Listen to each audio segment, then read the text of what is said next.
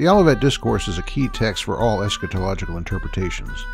In the next few vids, we'll make our way through an exegetical preterist interpretation of that discourse, using Matthew's version as our guide.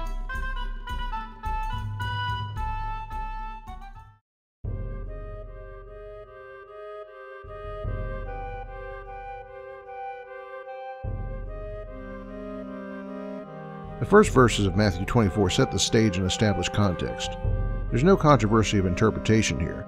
Most agree, regardless of end-time stance, that Jesus predicts here a destruction of the Jerusalem temple standing in his own time, and they'll also agree that this was literally fulfilled. This sets the stage for the question of the disciples which follows. That which is recorded here is inarguably related to the statement of Jesus in the previous verse concerning the temple's destruction, with the exception of one point.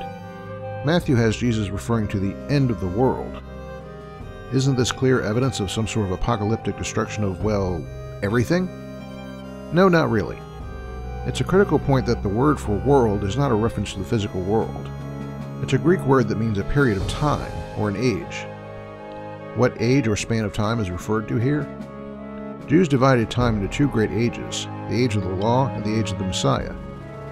The disciples connect the end of the age to the destruction of the temple, which would signify to any Jew that God was in some way displeased and was disrupting the covenant of law. That correlates with the idea that Jesus was the Messiah who inaugurated his own age, which means they saw the destruction of the temple as signifying the end of the age of the law.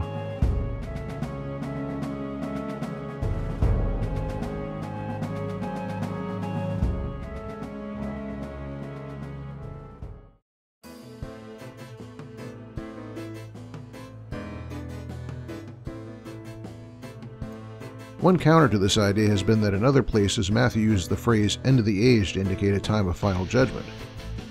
How could this refer to the end of the age in 70 AD? Actually, rather easily. Neither a harvest nor a fishing expedition is such a quick event. Harvest took days to process in the age before tractors, and fishermen stayed out fishing for extended periods, just as Peter stayed out all night until Jesus lent a hand. All Christians who respect the Bible as their source agree that upon death, the wicked and the justified in Christ are encountering their final judgment.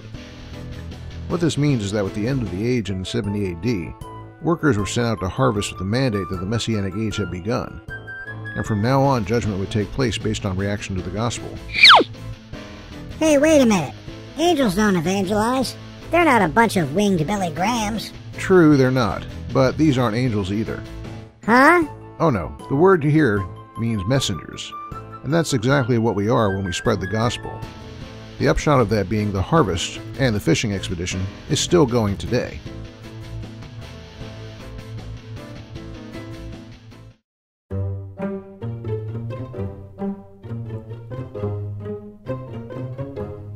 That's how I handle the question of the so-called end of the world. But what then of Jesus answering regarding his coming? We'll address that one next time.